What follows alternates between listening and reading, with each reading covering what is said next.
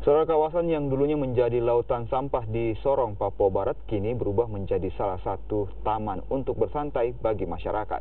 Sampah yang dulunya terlihat menumpuk kini tidak terlihat lagi. Beginilah kondisi taman yang terletak di tengah pemukiman warga RT 03 RW 04, Kelurahan Malawai, Distrik Malamoy, Kota Sorong.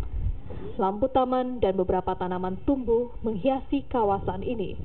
Sebelumnya, di kawasan ini penuh dengan tumpukan sampah rumah tangga.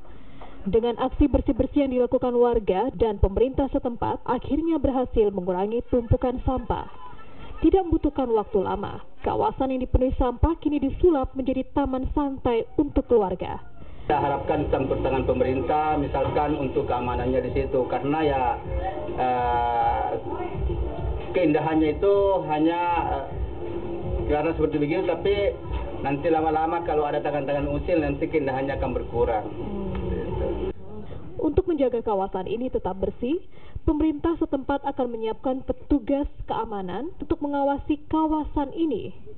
Tempat pembuangan sampah juga disiapkan agar warga tidak kembali membuang sampah ke kali.